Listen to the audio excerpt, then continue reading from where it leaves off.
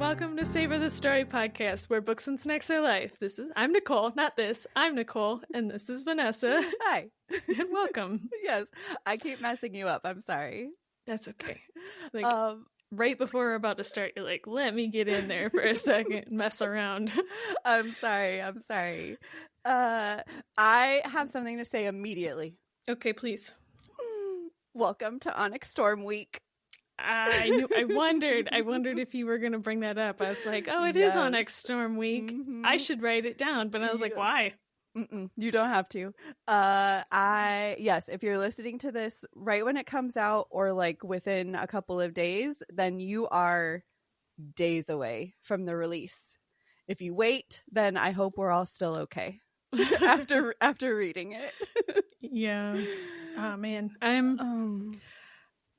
I want you to get the book so I could tell you all of the things that I've seen because I have no plans to read it, but because me and you talk about it so much, I get a lot of fan things and hypotheses or whatever, and then fan theories. That's what I'm thinking of, and then also just like people giving like little like, oh my gosh things, and I'm like, I need to talk to Vanessa about this, but she won't let me. No, I've literally been avoiding everything. I got my nails done the other day, and my nail girl was like, I saw this quote from Rebecca Yarros, and I was like, Haley, shut your mouth. Do not talk to me. Yeah, I was like, I do not want to know it. And she's like, I won't tell you. You're like, I don't want to have to find another nail girl until Onyx Storm comes out. Right. She did tell me something though, and I'm very upset about it. So I'll tell you now, because we're only like 2 days away in whatever time for everybody. But she told me that Rebecca posted on her Instagram that her niece, I think, was reading Onyx Storm and was like, oh my God, Rebecca, why would you do this? Oh my God. And I was like, these are the kinds of things that I'm trying to avoid on the internet. I know. Way to go. I don't want to know anything. I mean, literally, obviously, like, things are going to happen in the book, and people are, I'm sure, going to be upset about things. So what she was saying could literally be anything, but like, I don't want it. Yeah. I was hoping that what you were about to tell me was what I had you seen, saw. so that I could be like, I saw the same thing, but it wasn't. It was a different thing. So okay. Yeah, no, I'm avoiding everything. But on the 22nd, we could talk about it, because I'm pretty sure I'm going to finish it in a day. Yeah. I'll keep that in mind. Okay. Like I won't text you the 22nd, but I'll text you the 23rd. And I'd be like, well, though I stay up a lot later than you, so if you finish it late, feel free to text me on the 22nd late. Be like, 21st. That's what I was saying, because it comes out. Yeah. I'll read it all on the 21st. Sorry, my bad. Yes. Days don't matter here. It does not. So, okay. Yes. Before we get started, can I say two things? Yeah. They've been bothering me for a while, and I feel like I need to get it off my chest. Okay, great. So, I've been like doing some catch up on our episodes, and I have 2 mistakes that I need to correct. Okay. It's driving me crazy. All right. The first one, I wrote them down. The first one is, I can't remember what episode is. I know it was an episode last year. But when I was talking about the book Hunter Killers, whatever episode that was in, I think the second time I said it, because the book is set in the Vietnam War. The second time I said it, I said Korean War, and I didn't catch myself. And then the third and fourth time, I said Vietnam War again. So that's been bothering me. I didn't catch it either, even when I was editing. Yeah. Yes. So that's been bothering me. Okay. I had to go back and fix that. And then my second one is in the end of your episode, I said my favorite snack was an affogato. And then I went on to say that it's gelato and ice cream, or gelato and gelato, or something like that. I said something ridiculous. An affogato is gelato and espresso, guys. That's right. Go try that. You're still free to eat gelato and gelato, or gelato and ice cream mixed together, but that was not my intention, and that is not an affogato. So that's hilarious. I'm glad that these bothered you enough that you had to like come back and say it. Yes. I wrote it down in my notes. I was like, you cannot forget this time, because every time we record, I'm like, I have to fix this. I have to fix this. And I'll remember. So I just like put it in the back of my mind, and then I never remember. So yeah. Thank you. I appreciate you letting me take a minute to do that. You're welcome. I'm glad you fixed it. That's so funny. How are you doing at the cabin? Okay. All right. Still here. Yes. Yes. So yeah, we haven't really done anything crazy. I think this week in recording time, we just had New Year's this last week, which feels like an incredibly long way away now. But yeah, we haven't done anything. It's kind of been really cold up here, so anytime we go out, we have to double bundle the dogs. Oh yeah. So yeah, we can't stay out very long. Right. Yeah, you're very close to not being in the cabin though. In the last episode, I did say that that was going to be your last time, because I didn't think we were going to record today. But here we are. So you get one more cabin background before you get the new house. Yeah, and who knows what that's gonna look like. It's gonna change for like the next 4 weeks or something as you get it all together. It's gonna be like a weird echoey box. It's okay. It's all right. It'll grow as you figure out what you want it to be. Yes. Yeah. So looking forward to that. Yes. But I'm very, very upset about being back at work this week. Yeah. It's been a glorious 2 weeks off of doing nothing. And then at least the snow that we got today and yesterday waited until we were back at work, and not while I was like on leave and got stuck in the house. Yeah. So there's that at least. Yeah, you guys got a lot of snow. So much snow. Yeah. I think this is the most we've seen since we've been here, which means this is the most snow I've ever seen in my life. Being from the desert of California, I haven't seen very much. Yeah. So the snow, like walking around, is higher than my boots. So I keep getting snow inside of my boot. That's terrible. Yes. So great. Now I guess I need to buy some knee-high boots. Yeah, we brought all of our, like, before we moved up here, obviously, we brought a lot of that stuff up here because we were like, oh, we'll use it more up there. Sure. We have like 2 inches of snow here. Oh.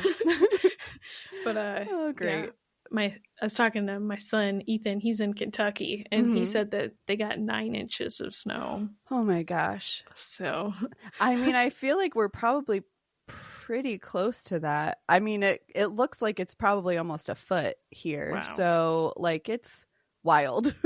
Yeah, I think it changed over to ice down there, so maybe that's why they ended up not getting as much, but still I'd rather have snow than ice. Oh, for sure.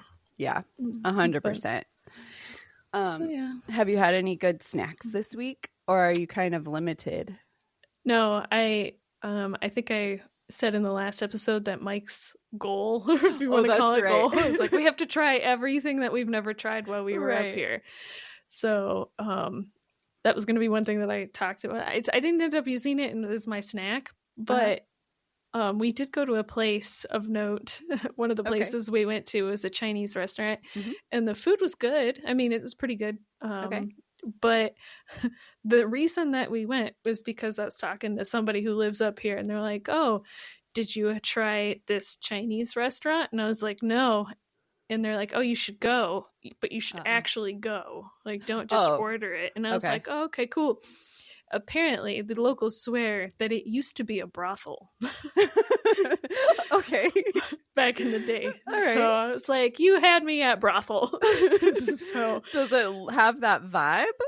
It kind of has like so you will go out and it's like they have there's like a porch and the pillars, and you could tell where there used to be like a big door, and you go in there and it's been redone in like, different decor, but you could tell that there used to be like a bar in there, and it used to, because it has like the weird pillars, and it gives off the correct vibe. Something else that I thought was funny is I went to use the restroom, and in the stalls they had ashtrays. Okay. I was like, man, this place is fancy. Yeah. That's funny. So I really enjoyed that. I had a good time. I was glad to get the recommendation. And then but my snack is, so now that I'm not eating as a vegetarian anymore. I was gonna ask how that was going too.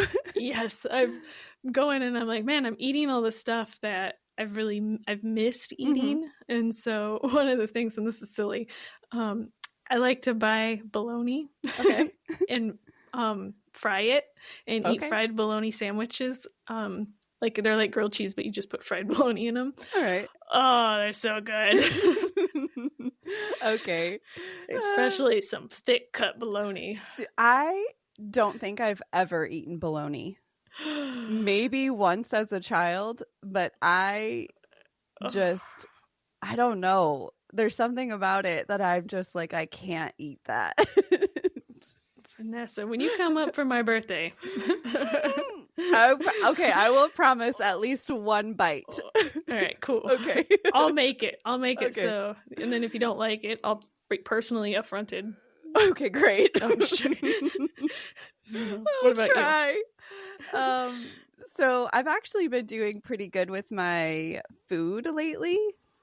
I've had like a dessert or whatever here or there, like a cookie or something, just as like a little treat.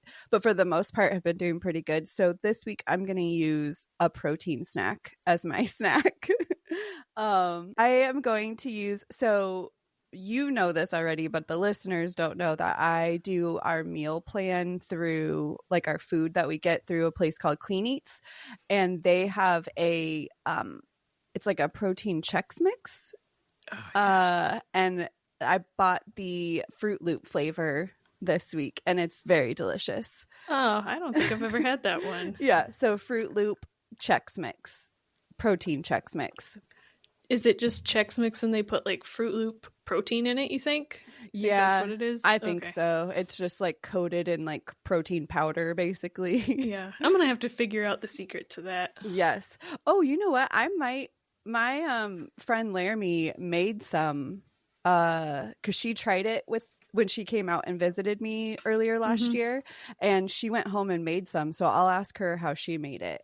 Oh yeah, I'd like to hear and that. See if it whatever. But that's my snack this week. I'm doing good. I'm back on track, trying to be better.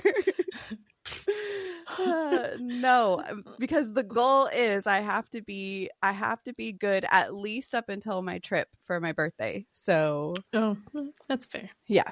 So it's not that far away. So no. I guess that's not terrible. Yes. And I just have to keep bulking because my goal was just to get like scary ripped. That's right. And so I just need all the protein to do that. So that's right.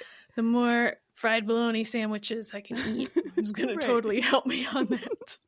Are you literally eating like everything, like meat at every meal, or just whenever you feel like it? Okay. No, we haven't. I mean, I make like a tofu dish, and we went grocery shopping, and Mike grabbed it, and he was like, "Will you make that tofu stuff?" And I was like, "Hell yeah, I will." Right. So like yesterday we were meatless, but okay. I think tonight we're going to do venison. Okay. So just whenever it strikes you. All right. That's good. Yep. So. Okay. But yeah, that was my week, and that's my snack. Excellent.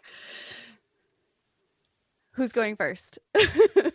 I have 3 books. Okay. Technically whatever 4. You want. Technically 4. Nicole. So I wasn't going to count one of them because it's not really a book. Okay. But I was looking at my Goodreads today, and my Goodreads counted it. And I was like, well, I guess. No. But it's like let me just get through it really quick. Okay. I'll just tell you what it is. Okay. So I was looking for a new book on Kindle Unlimited, and why this came up, I don't know, because I don't have like that age of children. Okay. But it came up. It's a kid's book. It's like 23 pages long. Not 23. 33 pages long, 34 pages long. And it's called P for Pterodactyl, the worst alphabet book ever. I didn't write down the authors, but it's a kid's book. And I saw the cover and I laughed and I was like, oh, haha. Great. I was like, oh, it's Kindle Unlimited. I'm just going to get it and I'm going to look at it because I want to know what all the other words are. Okay. So I got it. I opened it. I read the whole thing. And I looked at my Goodreads this morning and it was in Counted there. it? I counted it towards my yearly goal. So I was like, you know what? I'll take it. Yeah, that's so funny. I just saw a reel, I think yesterday, and the girl, like, she was doing a whatever, and she was like, I read 2,000 and blah blah blah books this year, and I was like, how? You're a liar. And then the book she brought up was like, When the Moon Sleeps, and like When a Mouse Ate a Cookie, or whatever the title. It was like all her children books, and I was like, oh, I get it now. I got you. Yeah. Smart. This is how you get your numbers up. Well, even like that, you pointed out to me that one girl who has like 500 books or something, and all her books were like her average book length was 300. That's even crazy. That is wild. Like, literally, what else are you doing with your life? If you're reading 500 books a year, like, I don't know. You're literally not. Like, yeah, you're either not doing anything else or you're speed reading. Mm-hmm. Like, just skipping pages. You're just like, we're done here. Yeah. So that's funny. Yeah. So it's a cute kid's book. It's obviously like a kid's book, but it's, when you look at it, you can tell that it was made to be ridiculous, right? Okay. Like, yeah. The only reason I bring this up is because I was reading some of the comments because I saw it on Goodreads and I clicked on it and I was like, well, that's weird that it gave me credit because it didn't put it in my read folder. Okay. It just gave me credit and it doesn't have any read dates. Okay. So I was like, well, this is weird. It must be a glitch. And then I got into the comments.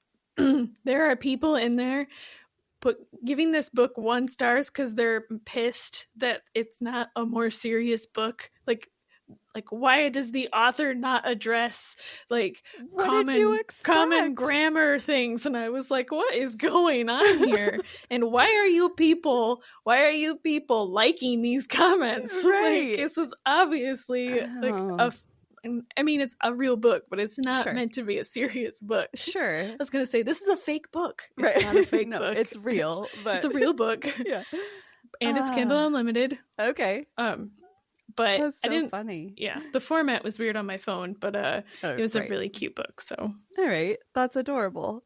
That's really weird that it's not showing up in your like list or whatever. Yeah, I don't know. Speaking of that, though, I did notice there's a new feature that they just pushed. Like the feature has always been there, but now it's automatic, and I have to go in and change it. That if you have your Goodreads and your Amazon links like linked together, it automatically is pushing progress and finish and all that kind of stuff to Goodreads, and I do not like it. I want to go in there and do it when I'm done. Yeah. I did Google it though, and it does. There's a way that you can like delink that, and so I'm gonna do that. Yeah, I think when you open up, at least in my phone, when you start the book and it brings up that thing, you can like toggle that feature off, and I think it turns it off for all future ones too. But I'm not sure. I think that's how it used to be. Oh, but they changed it from that. Yes, because there's always been that option there where you could say, like, I want it to send to Goodreads, and I never do it. Well, my last 2 books that I read in 2025, so I think it's a new thing that they just enacted, that it automatically pushes it. And I was like, no! I don't want this. I want to say when I'm done. Yeah. That's half the joy of finishing a book, is going into Goodreads and saying I'm done. Check. Right. Yes. Credit. That's right. Huh. I'm gonna have to look at that. I might have to go in and change mine too, because I think I had it turned on, but I don't like that if it does the auto like progress. I'm not a fan of that. No, it did. I did notice it did that too. So anyway, we got on another tangent. I know. That's okay. It's all book tangents, so that's right. It's credit. Yes. Okay. Well, do you want to, since you already started, do you want to go? Sure. If you want to sit through 3 more reviews. Okay. So you started with your fake book. My fake book. We're going to count it, though. I'm going to count it towards my secret goal. Okay. Because I have a feeling I'm going to need the help. All right. But I won't count it towards my everyday your 100 real goal. My real goal. Okay. So no fake books in the real goals. Got it. Okay. All right. So the first book that I'm going to talk about, I should say, is called The Watchmaker's Daughter. It's by Larry Loftis. Okay. So, and I picked it because it's Kindle Unlimited. It's a history book. I don't know if you're familiar already. Some people are probably already familiar with. Her name is Corrie ten Boom. Okay. She wrote the book The Hiding Place. Okay. So, and I think she actually has several books, but so this book is specifically about, the story of Corrie ten Boom and her family, and their experiences during World War II. Okay. Now, this book I've never read The Hiding Place, but this book specifically covers her time in the Netherlands. That's where they lived. They owned a watch repair shop, and during the World War II, they had a secret room in their house where they were hiding. They were hiding people from the Nazis. Okay. So this book covers that. It gives some details in there. It also covers, at some point, I'm not giving anything away, I don't think, but you can Google this. So, okay. Corrie's family is eventually found out, and they're all sent to prison. And then eventually from prison, they're then sent to the Ravensbrück concentration camp. Okay. And so this book covers all of those experiences and the experiences in post World War II. She becomes like a public speaker where she talks about like forgiveness and faith and religion and stuff like that. Okay. So there's a lot of that in there, and it's basically the whole book. Okay. Now, like I said, I know she has The Hiding Place. I think there's a movie from The Hiding Place. Okay. I might actually read that one because it's not that I didn't like this one. It was just really difficult to read. Okay. So the author, it's written not in conjunction with like her actually, right? It's just like a historian basically writing it. Yeah. Okay. Yeah. So this one I rated 3 bologna sandwiches. Okay. And the reason I did so, some of it was the writing is really strange.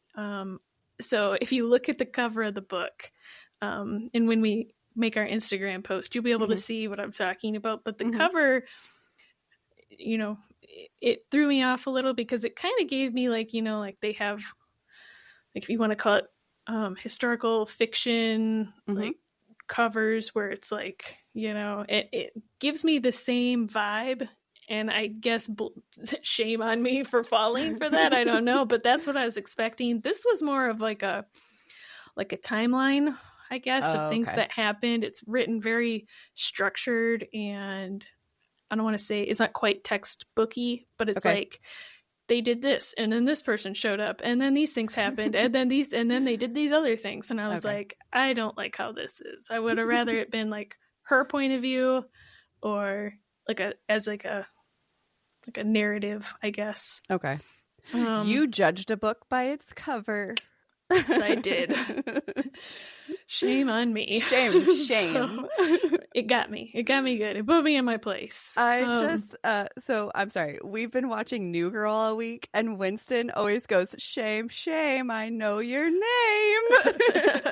And that's all I could think about just right now. It's funny. Sorry. Very good.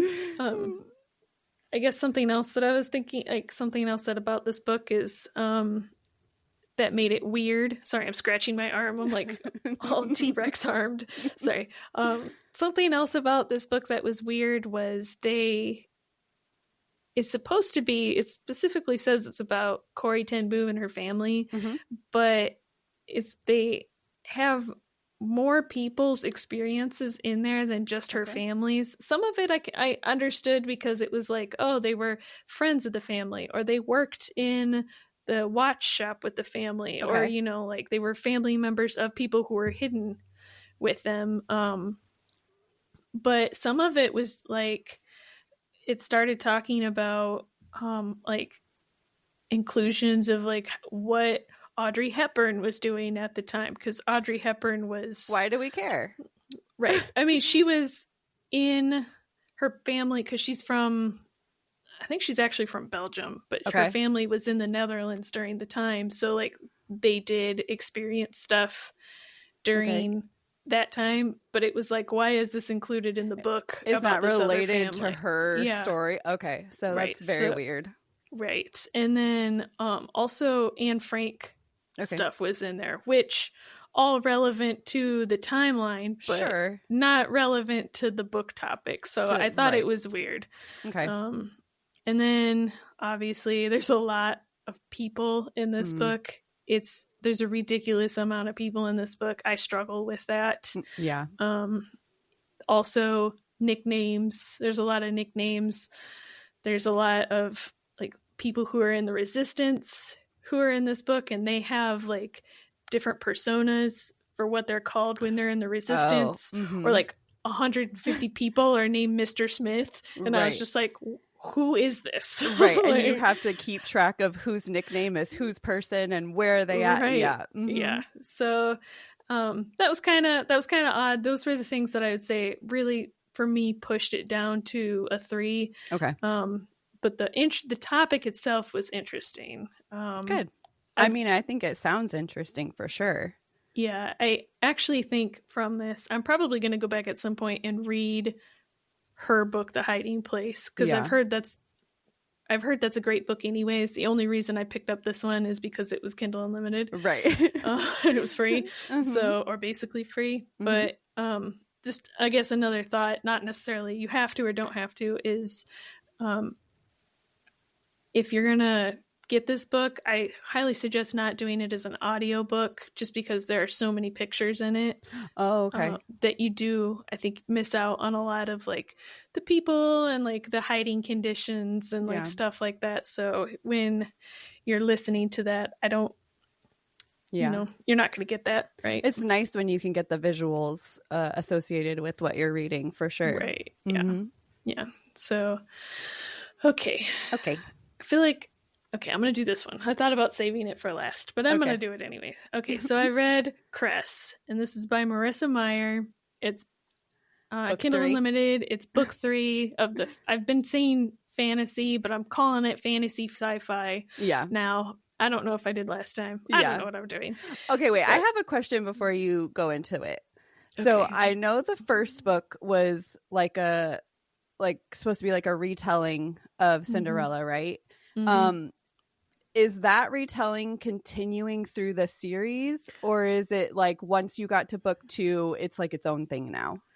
Right. So I guess I could have clarified that. So that one was a retelling of Cinderella. Book 2, which is Scarlet, is a retelling of Little Red Riding Hood.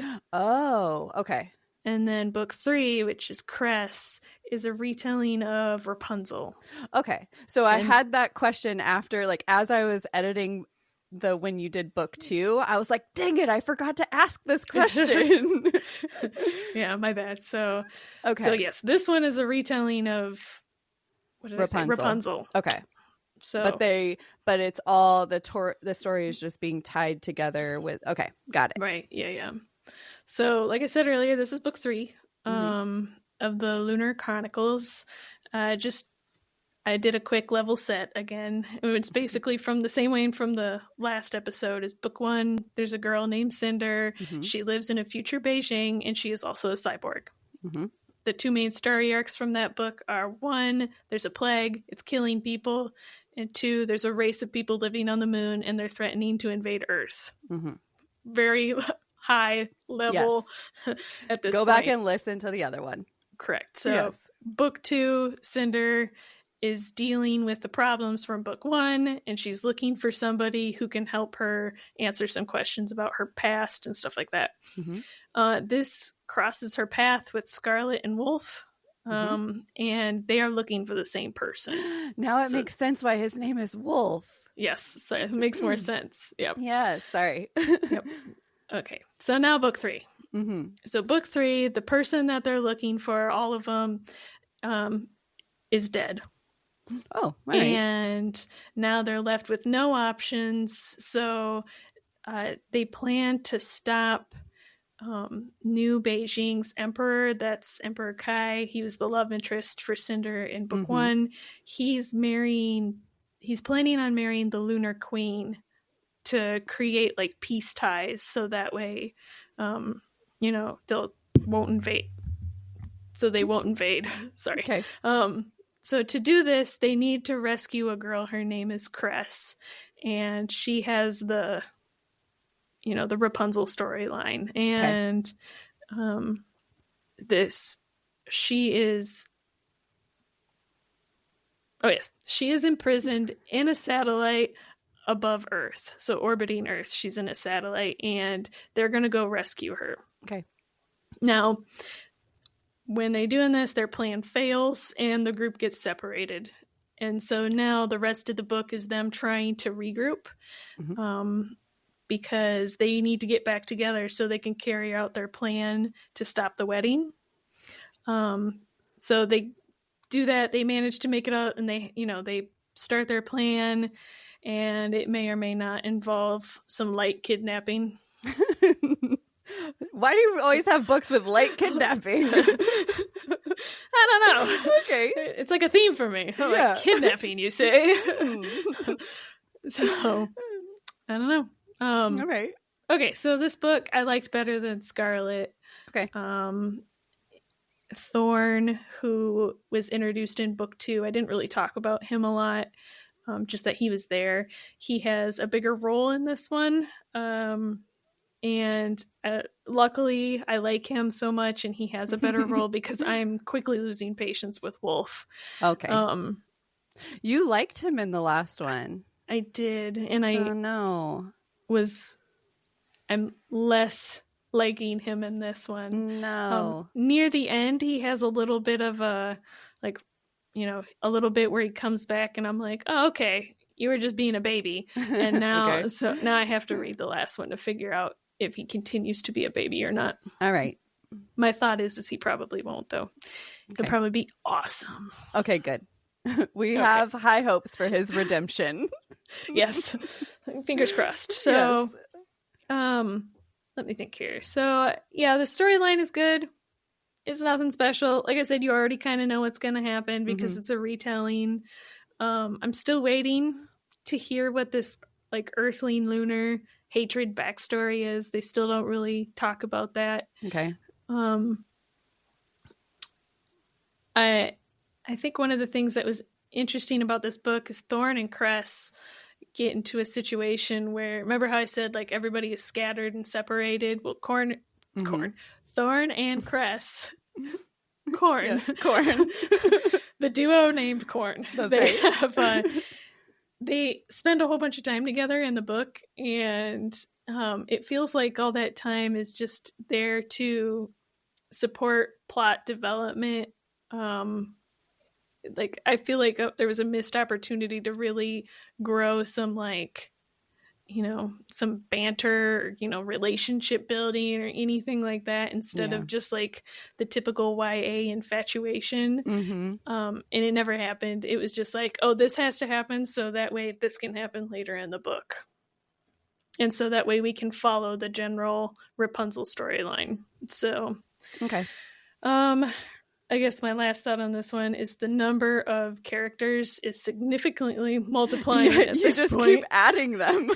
And so there's a lot more point of views now. Okay. They're all written from their own point of view. Okay. Yeah. So there's a lot more point of views going on now. So. Okay. Yep. Yeah. Right. But yeah, I mean, it was because I've decided this year that I'm not doing half stars for any of my ratings. I made that decision today. You're not? I'm not doing half stars. I'm only doing full stars. Wow. So I don't want to get to the end of the year and have to do what I did this year and go back and think about it then. So I rounded up to 4 bologna sandwiches. This is a hot this is a hot take. Bold decision. Are you gonna hold tight, or can it change? I know, because I say 3-ish or 4-ish or something like that so often. I'm gonna have to really just be like, this is what I think. Yes. I'm just gonna have to be that person that lives by what I say, and everybody can hate me or not. It's whatever. Please like me. Don't hate me. I'm not getting rid of my half ratings. I can't do it. Yeah. And also, everyone love Nicole. Yes. Okay.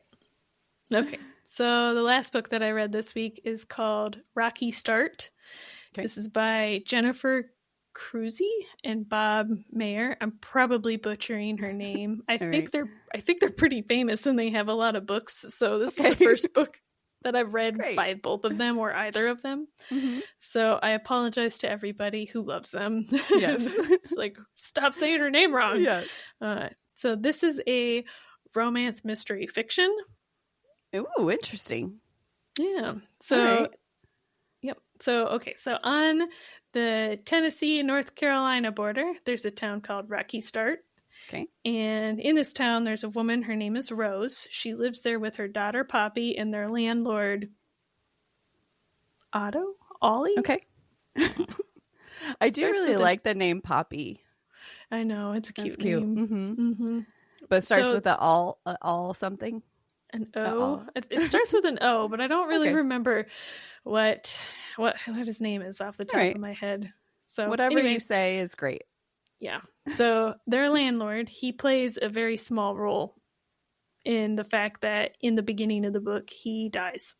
Oh, so but by Otto or whatever, Ollie or whatever, right? Yes. So so she lives in this town with him, her daughter. They own an antique shop, or he owns an antique shop, and in return for her working there, and like helping him with the house and cooking for him because he's an older guy, she lives there and she gets paid. So he's like her landlord, and also like whatever, like somebody who just lives with you to help.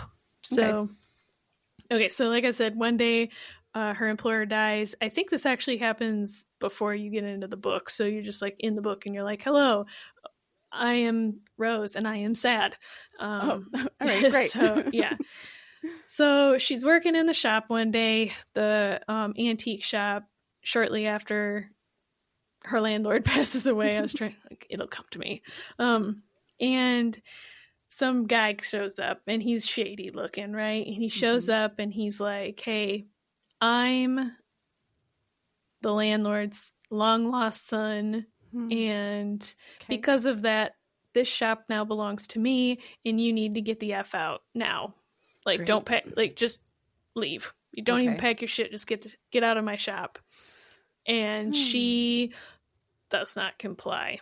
Okay. She tries to, like, I don't want to say she tries to fight him, but she is like pretty close to wanting to fight him. All right. But so she's like, get out of the store, blah, blah. And they like fight their way out into the front yard or whatever. And he slaps her really hard. Okay. And when that happens, the scuffle is ensuing. In steps Max, and he is a knight in shining armor. He comes up and he's like, no. Okay. And he puts him in his place. All right. So he's like, you will not do that. So the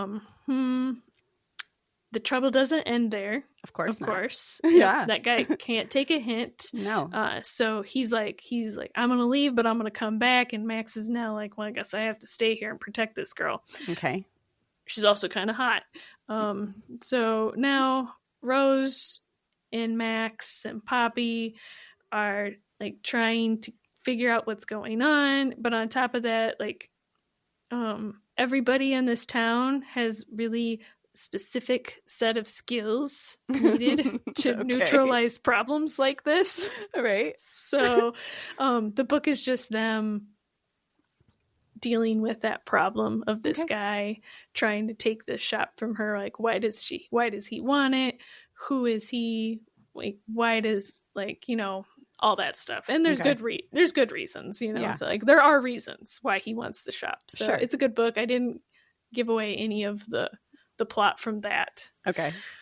So my thoughts on this book, the female main character, Rosie, in the beginning of the book, the first couple chapters she's a really quirky way of talking. Okay. And it threw me off at first. It was like a little bit weird, but it wasn't so bad that I was like, nope, can't read the book. It was just like, why is she talking like this? But I really ended up enjoying all of the characters, and the storyline was great. There's a fair amount of romance in this book, and there are several open door sex scenes. Okay. But most of it is just like him and her like, oh man, I want to get in her pants, or I want to get in his pants. So I'm usually not a fan of, I feel like I'm a terrible person when I say this. I'm not a fan of middle-age romance. Okay. Like, the lady is 50, which isn't a big deal, but I'm not usually a fan. I always feel like they're just weird or trying too hard or like something, but this one was good. I didn't have any of the like, weird, I'm still trying to be young, or I'm still, it was just like, or I'm old, I'm gonna embrace it. It was just like, she's like, yeah, I'm 50. Like, she just is what she is. Yeah, she was okay. Like, so I don't know if the author is also like 50 and is like, I'm just gonna write it how I talk, and that's what she did. But yeah, it was pretty good. Okay, good. So the reason I said light kidnapping is... Oh wait, we have light kidnapping in this one too? Oh, there is light kidnapping in this one as well. Man. Oh my goodness. Oh man. You have a thing. Okay, my bad. So, surprise, there is also light kidnapping, guys. All right. And the reason I call this one light kidnapping is because it happened really easy. Okay. Like, the person who got kidnapped just kind of, they were like, come with us. And she's like, I don't want to. And they were like, now. And that was it. Okay. It was like, you should have saw that coming. You should have known better than this. Tisk, tisk on you. And then the end of the book cleans it up really easy. Okay. Like, it's really quick. It's really painless. I think it wrapped up in like 15 pages. Okay. So, not that I was expecting it to be long and drawn out, but it was just kind of like, that felt way too easy. Yeah. So, but there is a book 2. Okay. And I started that one. I think it's called, I can't remember what it's called, but there is a book 2, and I think there's a book 3, but it's not out yet. So. And are you going to read it? Probably, unless book 2 turns out terrible. I'm definitely. Well, I mean, you're 3. Definitely going to read book 2. Yeah, sorry. I already started book 2. Oh, okay. So all right. Hopefully next week. Okay, good. Nice.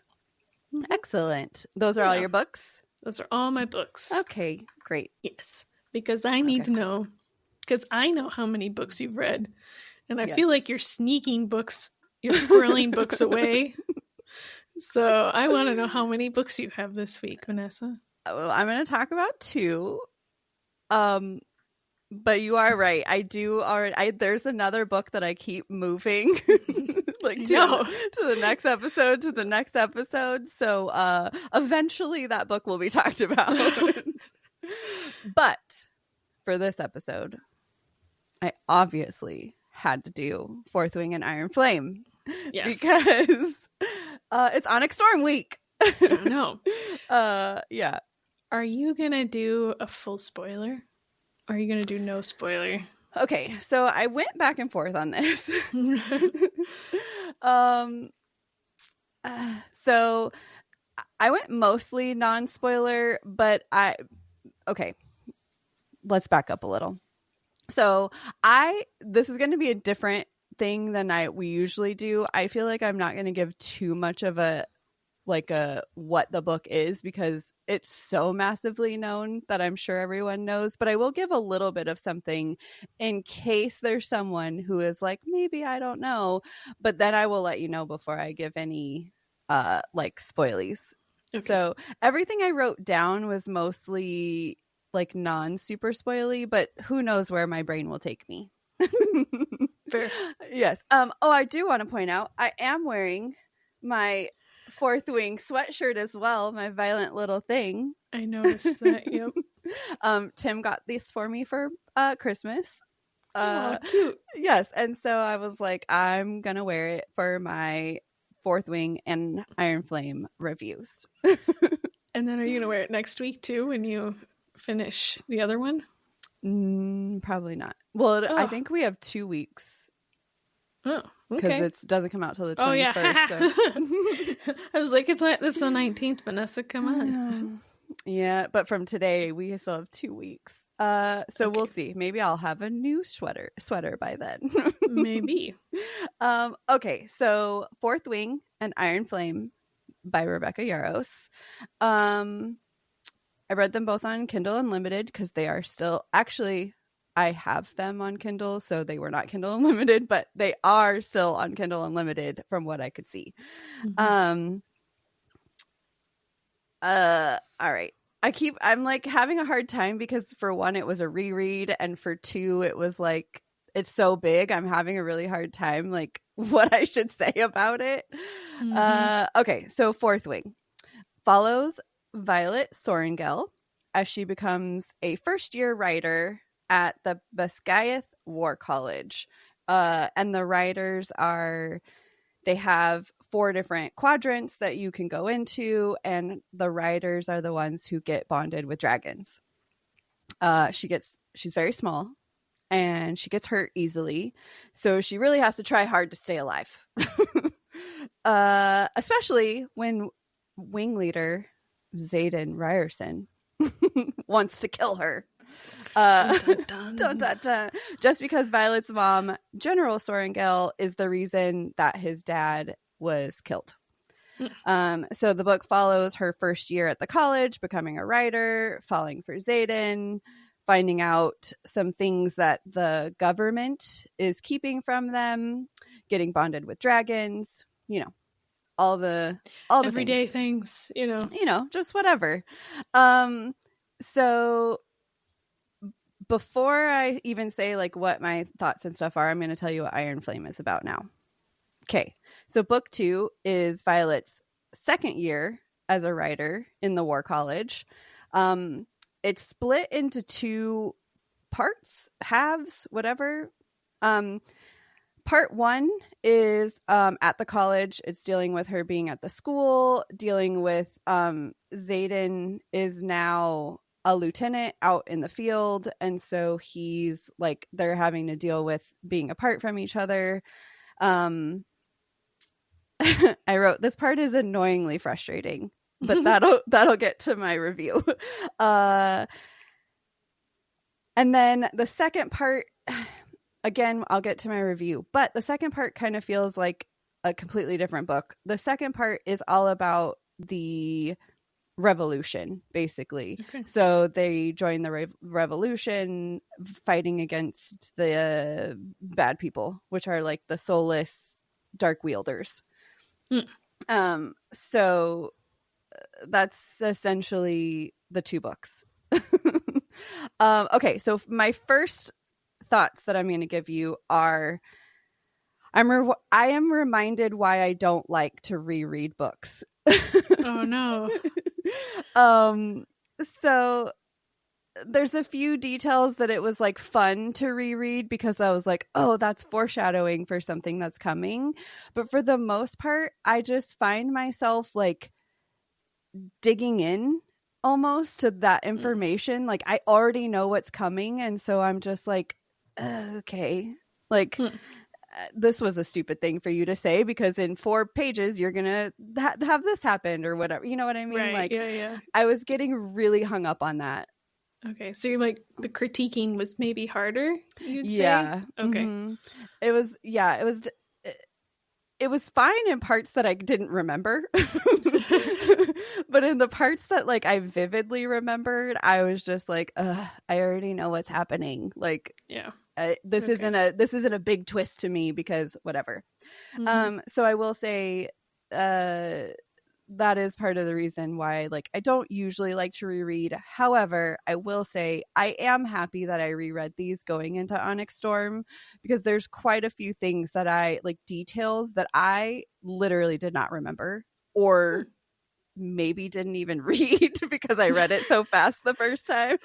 Yeah. And so it really like is helpful. Like I'm glad that I now know these things again before going into Onyx Storm.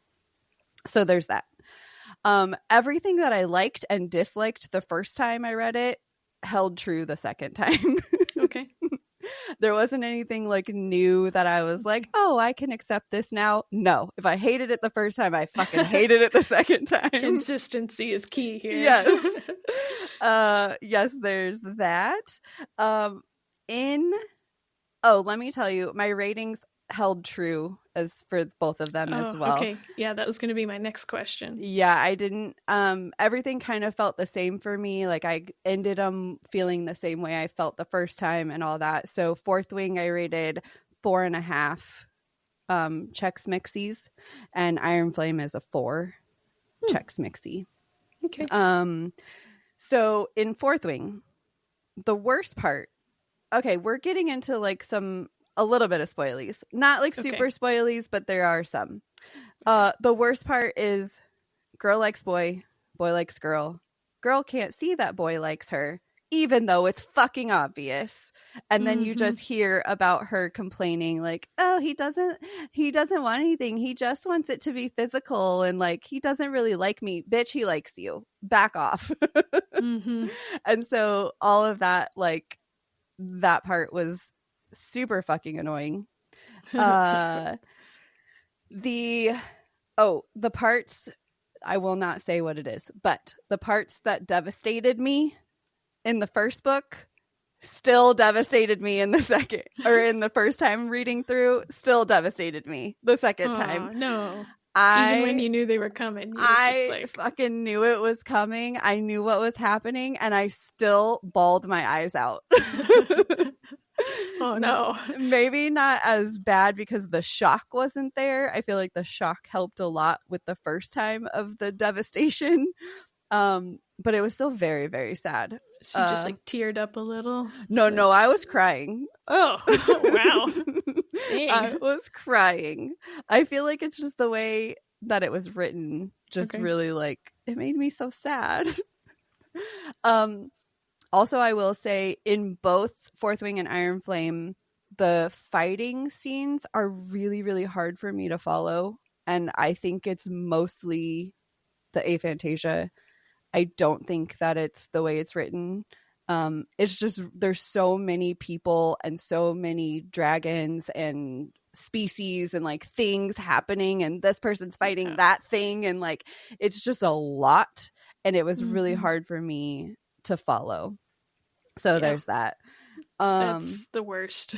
Yes. In Fourth Wing, I did read, so the version that I have of the actual book is the one that has the 2 chapters from Xaden's point of view, and I read those after I read that real chapter, or the regular chapter. I read his chapter. So that was a fun thing because I didn't have that the first time through. That is cool. Yeah. Okay, so the second one, so Iron Flame, the things I did not like.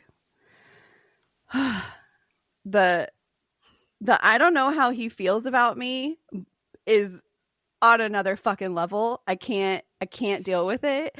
And I can't trust him. That bitch is so annoying with the trust, because so one of the things that bothers me so much is that, so here's some spoilies, because he's doing stuff for the revolution, and there are people at the college that can read her mind. So obviously it's not smart for him to tell her things, because then that person can just read her mind and find out what's going on. So it gives me vibes of like, say your spouse works in a classified environment, and then you get pissed off at them that they can't tell you what is going on at work. Right. Those are the vibes I get when Violet gets mad at Xaden. I'm just like, bro, he literally is working he's a lieutenant in the military, basically, of this college or this right, this country, and you are a student, and you are still a student. Yes, I understand that you think that he like should tell you all his secrets and shit, but like this man is like writing you letters telling you everything, like every personal detail, like here's this little story of my childhood, here's this, here's that, like doing all of the things to show you what he's thinking and feeling, and like that he's here for you, and you're just like, he keeps secrets, bitch. We're gonna have words. Yes. So yeah, I don't know, I feel like the lies, and I've read some reviews that like back up her feeling of being mad at him for some of the lies, and to me none of the lies are bad enough to where you should be pissed off at him, like, because the lies were mostly keeping things from her that she either didn't need to know or would put everything at risk. Right. So another thing I didn't love, oh, go ahead. I was gonna say, no, I think the reason that Lightlark, that you ended up not liking Lightlark in the second one, is because of the same reason. Yeah. So I can't get behind that shit. It's so it's one thing if you have it for like a couple chapters or something, but it was so much. I can't have anyway. Another thing that was introduced into Iron Flame is a lot of jealousy with an ex of Xaden's, and I can't do it. It's so terrible. Like, I get what was going on, but he's already, I don't know, it was too much. They have a girl fight and they talk to each other like, oh, he does this in bed and he does, like, it's so, I can't, it's so like just I mean, I guess they're like 20, 21, but still it's so anyways, I have come to the realization that a full book from Xaden's point of view might be fucking terrible. I think it would be insufferable, actually. Really? I would read it. I might even like it. All right. But I think he's so in love with her that it just feels over the top a little bit. And so I don't know, like, the little chapters of his point of view I think are great, but just as I was reading Violet's point of view and things that he's saying to her, I was like, oh man, this man. All right, other things that I really love about Iron Flame is the dragons. Taryn and Andarna are basically the greatest. Taryn is like an old grumpy man, and I love it. And Andarna is like a sassy teenager, and she's great. And so I love that. Yes. I think that's it. Oh, I also do have to tell you, I don't know if I'm allowed to read reviews anymore. Oh, okay. All right. I am finding that I am heavily affected by reading other people's bad reviews of books that I like. Really? So if you like read somebody else's and they're like, F this book, you'd be like, you know what, you're right. Fuck this book. I got into a hole last night and I started reading a whole bunch of 1-star reviews of Fourth Wing and Iron Flame. You can't read the 1 stars. You can go as low as 2. You can't read the 1 stars though. No, I got sucked in, and I was finding that some of the things that they were saying I was agreeing with. Oh. But wasn't willing to change how I felt about it. So like what is that? How do I read something and agree that that thing is very terrible, but like I still give it 4.5? Yeah. Is that a thing? I don't know. We'll have to Google that. Give that a Okay. Google. We need a show producer to right. Google that for us so we can be like, yes, Yeah. so-and-so says that that's a thing. Right. Because some of the things I was agreeing with, some of the things I was like, yeah, all right, I see what you're saying, but like, fuck you. But it just, I don't know. It was interesting that I could read all these. But I did see a reel today or something. I saw something today. And the person was asking, like, do you have any books that are like your favorite books, but they're hit or miss for the masses? And it kind of made me think of like Fourth Wing. And because I think for the most part, it's loved. Like ACOTAR is, most part, it's loved. But there are people who hate it. And it's like, how do you, I don't know. Everyone just has their own things that they're willing to accept and not accept. Yeah. Oh, one last note, and then I'll stop. On Fourth Wing and Iron Flame, they are technically like romantic-y, like, because they're very spicy, like all that. I feel like it's written YA. With like the vibes I get from it are very YA with adult themes underneath. Okay, yeah, that makes sense. Yes, that is really the vibe, which is some of the things that like some people were saying. Like I was starting to feel like that, and then I started reading reviews and I was like, oh, okay, so it is a thing. And it's one of the reasons a lot of people hated it that gave it 1 star, because they were like, this is a YA book. And like, okay. Yeah, with spice. Yeah. And so that is another thing with Fourth Wing. I really, really like the fact that the spice doesn't really start. I mean, obviously she talks about, I love him, but he doesn't, whatever, for a long time. But the spice part of it doesn't start until much later in the book. So you get more like War College stuff and all that. Okay. Before you get into that, where I feel like Iron Flame is so focused on like sexy time that it doesn't overpower the book enough to where I like super dislike it, but it's enough to where I'm like, I wish we could have taken a step back a little bit and given me more whatever. Anyway, I'll stop now. That's it. Are you sure? Yes. Now I still am very, very excited for Onyx Storm. And I can't wait. I can't wait to just sit and read for 24 hours. That'll be fun. Yes.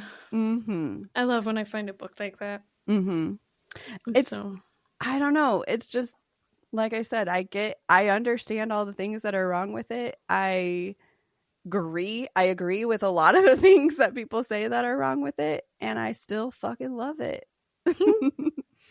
Yeah, I think you're also way more flexible in stuff like that than most people, because like we've said before, you will read a book series through infinity as long as you are connected to the people and you have to know what's happening. I think I've known you've not finished maybe one series, which is ACOTAR.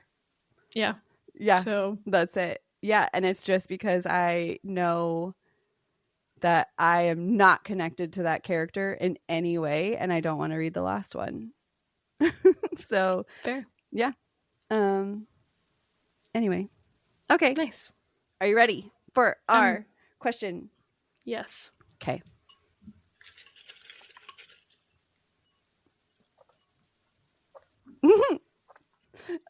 Are you a book crier? Oh. Interesting question. Oh, strange. Vanessa, are you a book crier? I might be. No. Man, I cry all the time in books. I mean, in general, but like... In general, yeah. Yes. What was it that one day we were talking to Tim, and Tim was like, Vanessa cries about even happy things. I do. Not even sad things. No. Just like when an athlete does really well, like at the Olympics, I cry for them. I'm I'm so proud of them and all the work. Yes. Literally cry at everything. So it's true. I mean, how could I not? If somebody dies, I'm crying. If something happens to your pet, I'm crying. Like book, those books are just, I will cry at everything. I cry. Like I start to cry when like somebody has a really happy moment in the book. Like they finally got married after 8 books of trial and tribulations. Yes, exactly. You finally made it. You're here. This is the end. Yes. It's ridiculous, man. It's funny.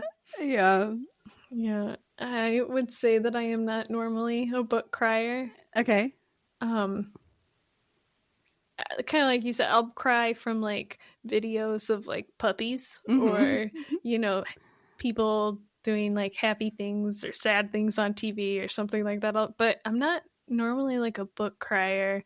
Okay. And maybe I'm just not reading the right types of books. I mean, I have no idea. Do you have any in 2024 that you cried at? I don't think so. Oh, goodness. You went a whole year of 125 books. Yeah, I don't remember ever like sitting there reading it. Like, nothing off the top of my head. So. Oh my goodness. Well, so I guess, I don't know. I don't know. No, I'm going to say no, I don't. Okay. But I'm willing to challenge any of our listeners for a recommendation. Like if there's a book out there that will make me cry, send it to me. All right, I'll try and read it. I don't know. Is that something that we can put on our Instagram? Yeah. All right. I want book recommendations. Book recommendations for books that will make Nicole cry. Because we already know they'll make Vanessa cry. 100%.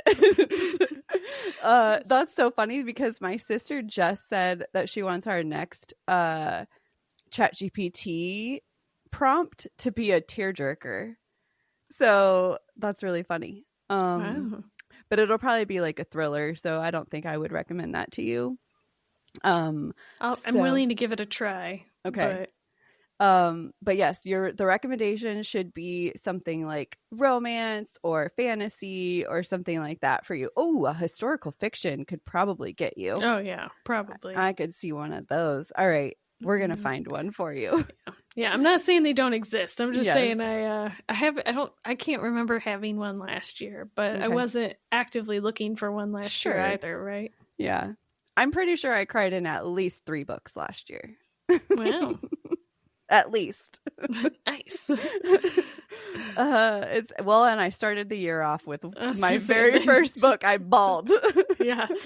You're already doing good this year. Already. I have a feeling that Onyx Storm is going to make me cry. So we'll see. We'll see. Nice. All right. Well, that's it. The end. That's it. All right, fair. Get out of here. Go. Well, not yet. No, come back, quick. Please go rate all of our stuff 5 stars. Share. Go on YouTube and Spotify because they're on video now. If you want to see the videos, and give us comments and things, and everything you want is out on Savor the Story Pod everywhere. Mm-hmm. Just go do it. Yes, please. Yes. And now you can leave. Yes. Now you can go. Get out of here. Bye. Goodbye.